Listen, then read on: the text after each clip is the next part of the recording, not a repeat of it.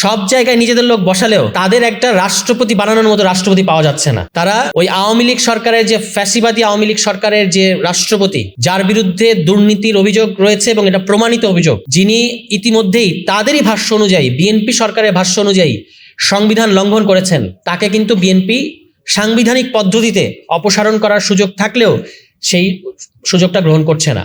এবং এর সাথে তাদের নিজস্ব রাজনৈতিক হিসাব জড়িত। অর্থাৎ তারা হিসাব করেছে যে কখন রাষ্ট্রপতিকে সরালে আগামী নির্বাচনের সময়ে তাদের একজন রাষ্ট্রপতি থাকবে, এই হিসাব বা এই গণিত বিএনপি সরকার করে ফেলেছে। ফলে আমাদের সংস্কারের প্রধান যে 3টা উদ্দেশ্য ছিল, 1 নম্বর উদ্দেশ্য ক্ষমতা হস্তান্তরের সময় একটা শান্তিপূর্ণ পদ্ধতিতে ক্ষমতা হস্তান্তরের একটা ফর্মুলা।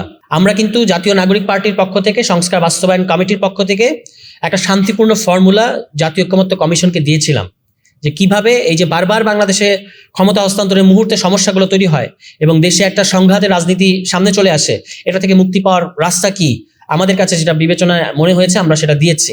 কিন্তু সেটা পুরোপুরি গ্রহণ করা হয় নাই, এখানেও বিএনপির ভেটো ছিল।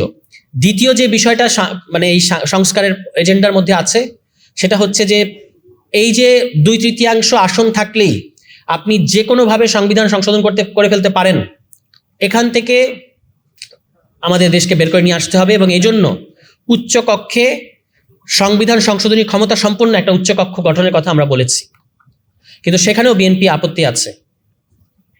তৃতীয় যে বিষয়টা, সেটা হচ্ছে সাংবিধানিক পদগুলোতে নিয়োগ, একটা নিরপেক্ষ নিয়োগ।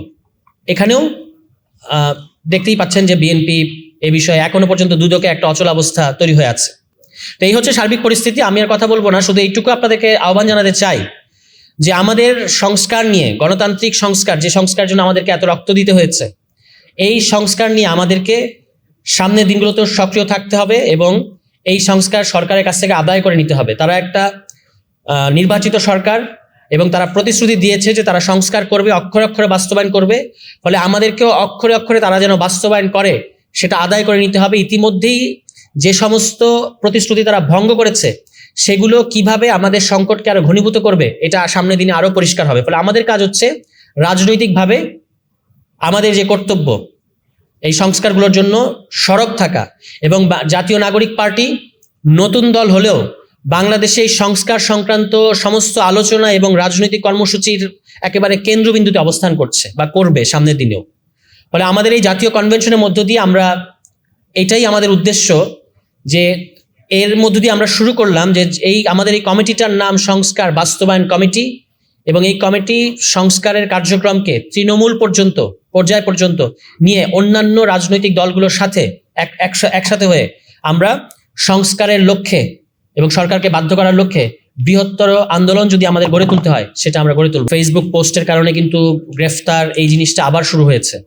তো সেখানে আমাদের মত প্রকাশের স্বাধীনতা এবং মানবাধিকারের যে পরিস্থিতি ফ্যাসিবাদী সরকারের সময় ছিল, এখন তার চেয়ে আমরা কতটুকু অগ্রসর হয়েছি। এবং সর্বশেষ সেশনে এখনকার যে সবচেয়ে আলোচিত ইস্যু, গণভোট এবং সংস্কার, আমরা একটা জিনিস খেয়াল করলাম, যেহেতু আমি নিজেও জাতীয় ঐকমত্য কমিশনে ছিলাম এবং জাতীয় নাগরিক পার্টির সংস্কার কমিটির সাথে আমি দীর্ঘদিন যাবৎ কাজ করছি, আমরা বহুবার বলার চেষ্টা করেছি যে বর্তমান সরকার আসলে সংস্কারগুলো করতে চায় না।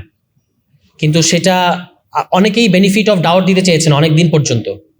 কিন্তু গত এই প্রথম অধিবেশনের সমাপনী বক্তব্যে মাননীয় স্বরাষ্ট্রমন্ত্রীর বক্তব্য আপনারা শুনেছেন। তিনি বলেছেন যে আমরা অনেক কিছুতে রাজি হয়েছি, কারণ না হলে নির্বাচনটা হতো না। তো তারা মনে করছেন যে এটা একটা দলের বা একটা সরকারের অফিসিয়াল পজিশন হতে পারে, এটা তারা মনে করছেন এবং এটা তিনি বলেছেন এবং পুরো ট্রেজারি বেঞ্চ এটাকে টেবিল চাপড়ে কিন্তু স্বাগত জানিয়েছে। ফলে আমাদের আর মনে হয় কোনো সন্দেহ থাকা উচিত না যে বিএনপি সরকার যে ধরনের সংস্কারে আমরা রাজি হয়েছিলাম, পুরো বাংলাদেশ রাজি হয়েছিল, সম্মত হয়েছিল নির্বাচনের আগে, সেই সংস্কারগুলো আর বিএনপি করবে না। যতই তারা বলুক অক্ষরে অক্ষরে বাস্তবায়ন করবে, কিন্তু আমাদের কাছে এটা পরিষ্কার যে তারা এটা করবে না। শুধু তাই না, আমি এটাও বলেছি যে বিএনপি সরকার, বর্তমান সরকার শুধু সংস্কার করবে না ব্যাপারটা তাই না, তাদের যে দলীয় ইশতেহার এবং নির্বাচনী ইশতেহারে যে সংস্কারের প্রতিশ্রুতিগুলো তারা দিয়েছে, সেগুলোতেও কামব্যাক করা তাদের পক্ষে আর পসিবল হবে না। তারা যেখানে গেছে সেখান থেকে আর তাদের যে ইশতেহারের মধ্যে যে সংস্কারের প্রতিশ্রুতিগুলো আছে, সেখানে তারা আর কামব্যাক করতে পারবে না। এবং ইতিমধ্যেই তারা তাদের ইশতেহারের যেগুলো সংস্কার বিষয়ক যে প্রতিশ্রুতিগুলো আছে সেগুলো কিন্তু ভঙ্গ করেছে। বিচার বিভাগের সুপ্রিম কোর্ট সচিবালয় তারা প্রতিষ্ঠা করে নাই, এবং তারা বিভিন্ন জায়গায় সাংবিধানিক প্রতিষ্ঠানে, সংবিধিবদ্ধ প্রতিষ্ঠানগুলোতে দলীয়করণ করবে না, এটা তাদের প্রতিশ্রুতি ছিল। কিন্তু আমরা দেখতে পেয়েছি যে তারা আসলে সমস্ত জায়গায় দলীয়করণ করছে। কিন্তু অদ্ভুত বিষয় হচ্ছে যে সব জায়গায় যখন আপনি কোনো সরকার দলীয় কারোর সাথে কথা বলবেন, তারা একটা খুব সহজ যুক্তি দিতে চায় যে আমাদের সরকার, আমাদের লোকই তো আমরা বসাবো। কিন্তু এখানে যে তর্কটা আমরা বারবার করার চেষ্টা করেছি যে যেগুলো নির্বাহী বিভাগের অধীন না, যে প্রতিষ্ঠানগুলো যেগুলো সাংবিধানিক প্রতিষ্ঠান, সেগুলোতে আপনি দলীয় লোক নিয়োগ দিতে পারেন না।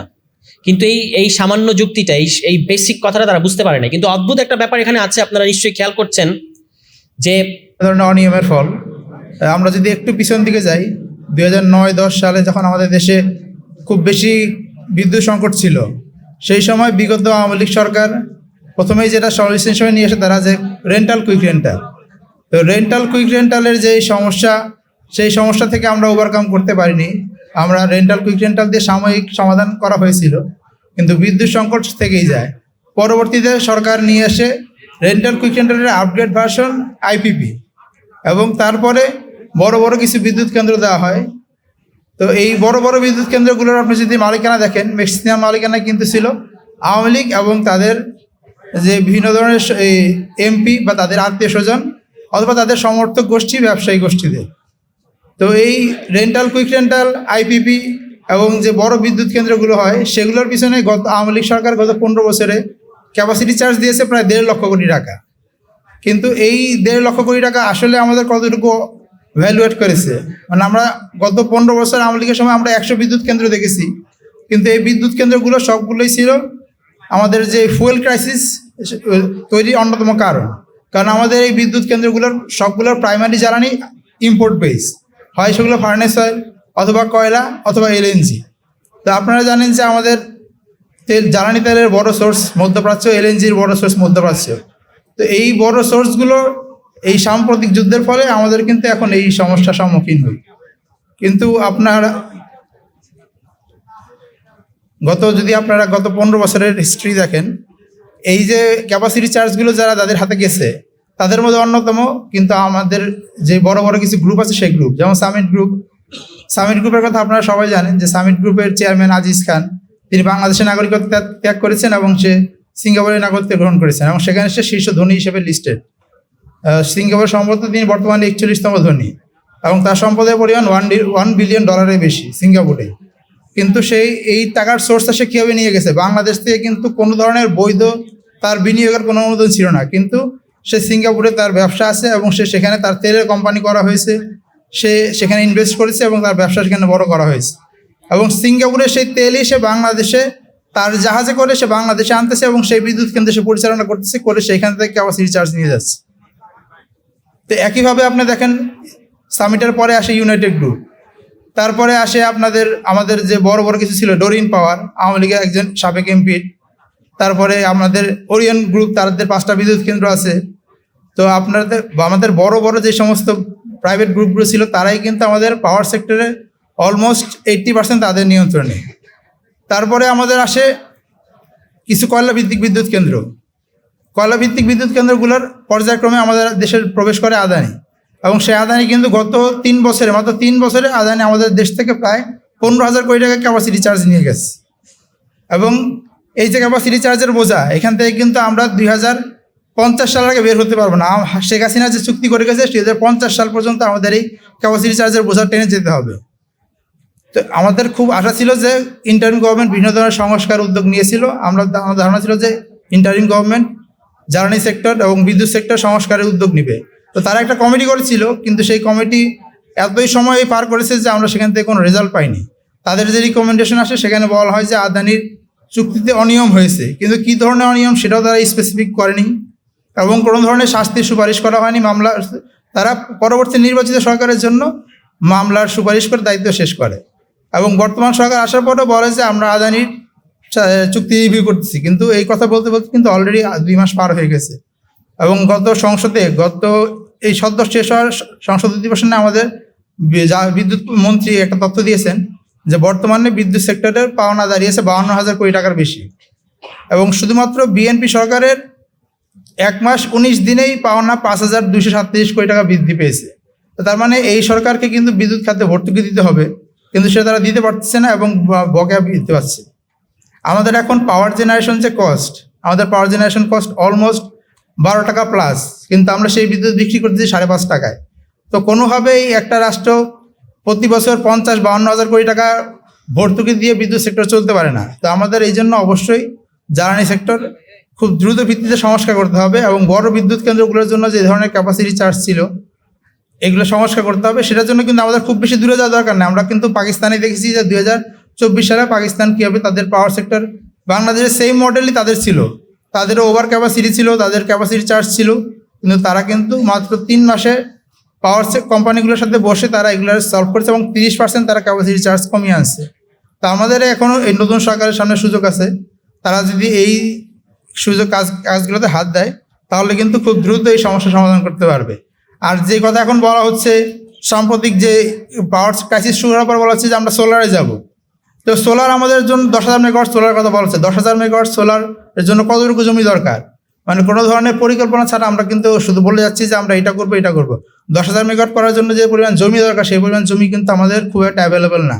তো আমাদের যে সমস্ত ওয়েস্টল্যান্ড আছে সেখানে যদি আমরা আবার পাওয়ার প্ল্যান্ট করি, তো সেগুলো ট্রান্সমিশন লাইন করার জন্য যে পরিমাণ খরচ হবে তাতে আমাদের সোলারে কস্ট পড়বে 18 থেকে 20 টাকা, যেটা আমাদের শেখ হাসিনার সময়ও 1000 মেগাওয়াটের মধ্যে সোলার করা হয়েছিল। তো সেই সোলার আমাদের জন্য সাস্টেনেবল হয় নাই।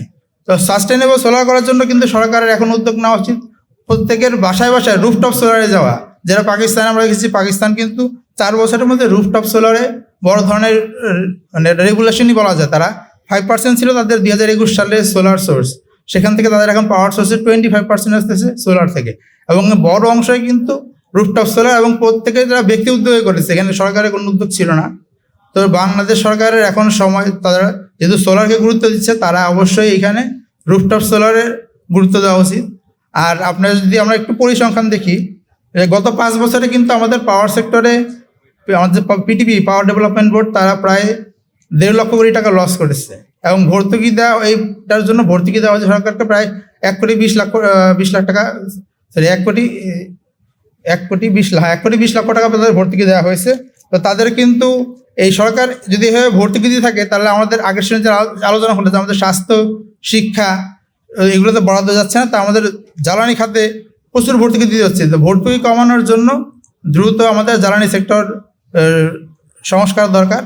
আর আমাদের এখন 1 মিনিট আমি ছোট্ট একটু বলি যে আমাদের যে খুব বেশি বিদ্যুৎ কেন্দ্রগুলোতে যে অনিয়ম সেগুলো নিয়ে কথা হয় না, সবাই শুধু কথা বলে যে আদানির বা এইটা সেটা, কিন্তু আমাদের বড় যেই 10টা কোম্পানি আছে, আপনার যদি ধরো 10টা কোম্পানিকে সরকার ধরা হয় এবং বড় 10টা কোম্পানির সাথে নেগোসিয়েশন করা হয়, তাহলে কিন্তু আমাদের পাওয়ার জেনারেশন কস্ট অলমোস্ট 40% কমানো সম্ভব। এবং এখন যে আমাদের বিদ্যুতের দাম বাড়ানোর উদ্যোগ নেওয়া হয়েছে, এই 40% কস্ট কমানো হলে বিদ্যুতের দাম বাড়ানোর কোনো প্রয়োজন পড়বে না। এটা নিয়ে ক্যাবের শামসুল আলম স্যার বেশ সময় ধরে কথা বলেছে, কিন্তু কখনো এই বিষয়গুলো আগে সরকারও গুরুত্ব দেয় নাই, অন্তর্বর্তী সরকারও গুরুত্ব দেয় না। আমরা চাইবো যে নতুন সরকার যেন এটা অবশ্যই গুরুত্ব দেয়, এবং এনসিপি যেন সরকারের উপর প্রেশার গ্রুপ হিসেবে এটা তাদের কাছে প্রতিষ্ঠিত করে যে বিদ্যুতের দাম বাড়ানোর সমাধান না, বিদ্যুৎ খাতে জরুরি সংস্কার দরকার, সেটা যেন তারা গুরুত্ব দেয়। ধন্যবাদ সবাইকে।